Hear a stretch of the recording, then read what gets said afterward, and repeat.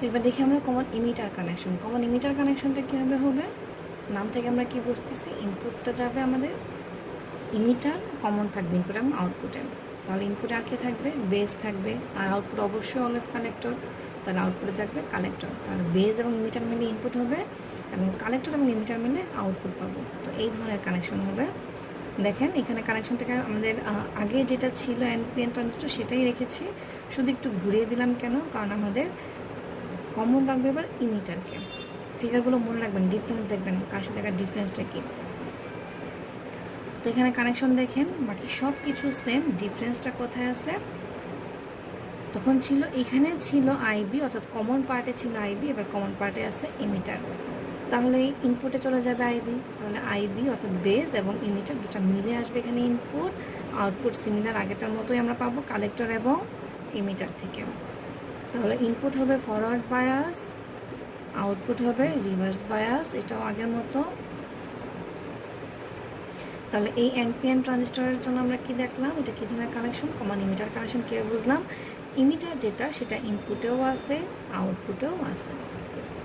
এরপর forward bias reverse bias আগেটার মতো আমরা চেক করবো কীভাবে। ফরওয়ার্ড বায়াসে দেখেন ব্যাটারির যেটা নেগেটিভ সেটা এনপিএন, তাহলে এনের সাথে কানেক্টেড, পজিটিভটা পি এর সাথে কানেক্টেড, তার মানে সে ফরওয়ার্ড বায়াসে আছে, যেহেতু সিমিলার কানেকশন তাহলে ফরওয়ার্ড বায়াস। সেমভাবে রিভার্স বায়াস কীভাবে বুঝলাম, পি এন এর ব্যাটারির নেগেটিভ পি এর সাথে, পজিটিভ এন এর সাথে কানেক্টেড, অর্থাৎ ডিফারেন্টগুলো নিজেদের মধ্যে কানেক্টেড আছে, তখন সেটাকে বলে রিভার্স বায়াস। তাহলে আগেরটার মতো নিশ্চয়ই তারও একটা এমপ্লিফিকেশন ফ্যাক্টর থাকবে। তো সেই এমপ্লিফিকেশন ফ্যাক্টর যেহেতু এখানে অলরেডি আমরা একটা কারেন্ট এমপ্লিফিকেশন ফ্যাক্টর নাম দিয়ে ফেলছি কমন বেজের জন্য, তাই তার নামে একটু ডিফারেন্স আনার জন্য তার নামটা হচ্ছে বেজ কারেন্ট এমপ্লিফিকেশন ফ্যাক্টর। নাম কি, base current amplification factor. Common বেজের জন্য বেজ ওয়ার্ডটা থাকবে না, মিটারের ক্ষেত্রে বেজ ওয়ার্ডটা আসবে এবং তাকে প্রকাশ করে বিটা দ্বারা। সেমভাবে আগের মতো আউটপুট ডিভাইডেড বাই ইনপুট, অর্থাৎ output current divided by input current. তাহলে এখানে আউটপুটকে, এখানেও আউটপুট আমরা কালেক্টর থেকেই পাচ্ছি, তার মানে উপরে থাকবে আইসি, কিন্তু এখানে ইনপুট চেঞ্জ হয়ে যাচ্ছে, ইমিটারটা কমন দুজনের মধ্যে আছে, তাহলে সে বাদ যাবে, তাহলে ইনপুট কী হবে, এখানে বেজ হবে, এই জন্য আইসি ডিভাইডেড বাই আইবি। তো আমরা যদি ক্ষুদ্র ক্ষুদ্র চেঞ্জও নিতে চাই তখন ডেল আসে। আমরা কেমিস্ট্রিতে পড়েছি, যদি ক্ষুদ্র ক্ষুদ্র চেঞ্জ নিতে চাই বা আপনারা ডিফারেন্স ম্যাথে যেগুলো আপনারা কমপ্লেক্স ইঞ্জিনিয়ারিং ম্যাথ করে আসছেন, সেখানে যে আপনারা ডিফারেন্সিয়েশনের ম্যাথ করছেন সেখানেও আপনারা দেখছেন ক্ষুদ্র ক্ষুদ্র চেঞ্জ নিলে আমরা ডেল ইউজ করি। তাহলে এখান থেকে দেখেন আগের মতো যদি আমরা ডেফিনেশন করতে চাই তাহলে বেস কারেন্ট এমপ্লিফিকেশন ফ্যাক্টর ডেফিনেশনটা কী হয়, the ratio of change in collector current, the ratio of change ওয়ার্ডটা আসছে ডেলের জন্য, তো the ratio of change in collector current to the change in base current is called base current amplification factor. the ratio ভাগ চিহ্নের জন্য আসছে বা ভগ্নাংশের জন্য আসছে ratio, the ratio of change আসছে ডেলের জন্য, the ratio of change in collector current to the change in base current is called base current amplification factor. মনে রাখবেন ডেফিনেশন আসবে শর্ট কোশ্চেনে।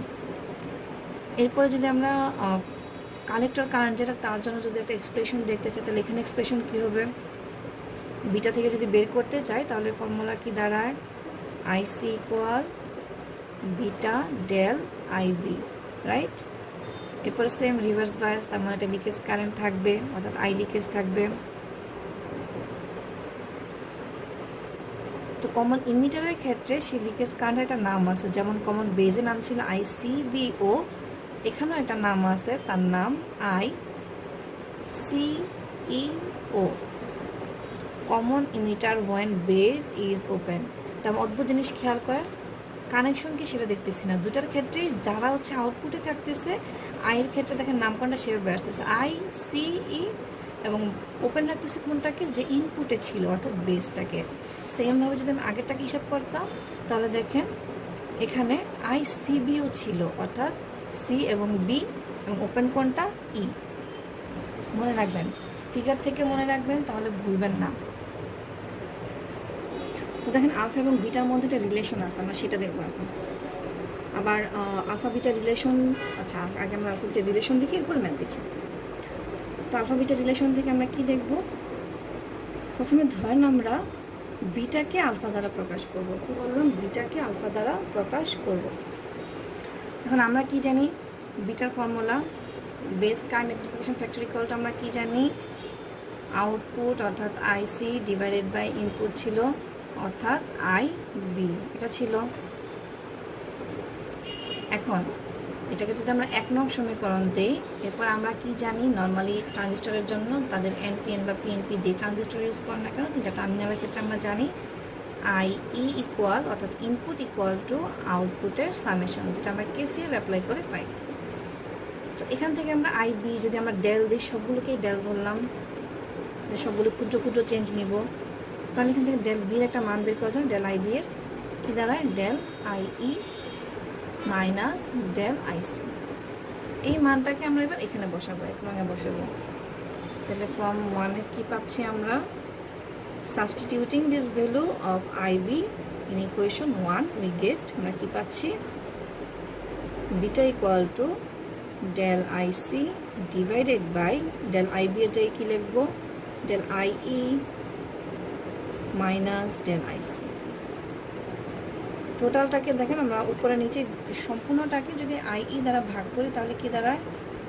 Del IC divided by del I E, আবার del I E divided by del I E, অর্থাৎ ভগ্নাংশের প্রতিটা অংশকে আমরা আই ই দ্বারা ভাগ করতেছি।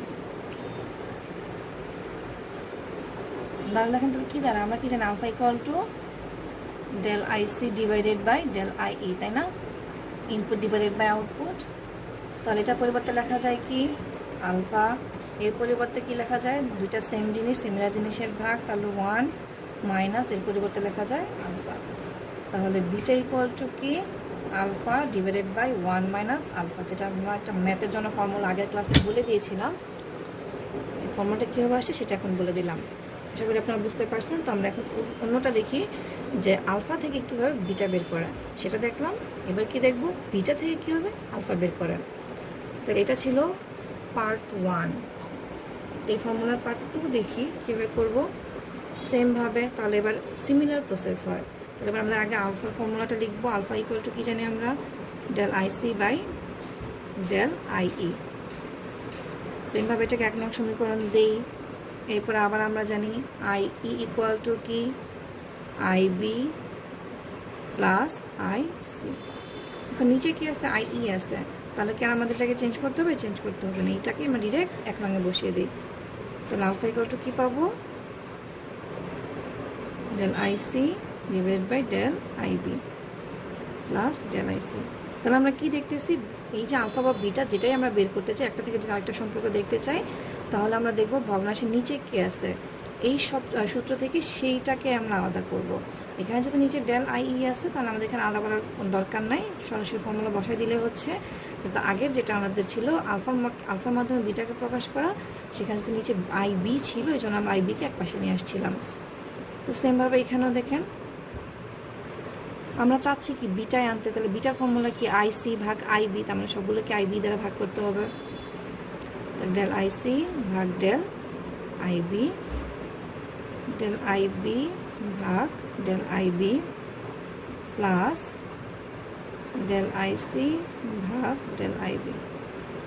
ভাগ করলে কি দাঁড়ায়? এটা কার মান? বিটার মান। বিটা ইকুয়াল টু কি? ডেল আই সি ভাগ ডেল আই বি, তার মানে বিটা সিমিলার জিনিসের ভাগ, তাহলে 1 প্লাস বিটা। এটা আলফার ফর্মুলা। এই হচ্ছে আলফা এবং বিটার মধ্যকার রিলেশন।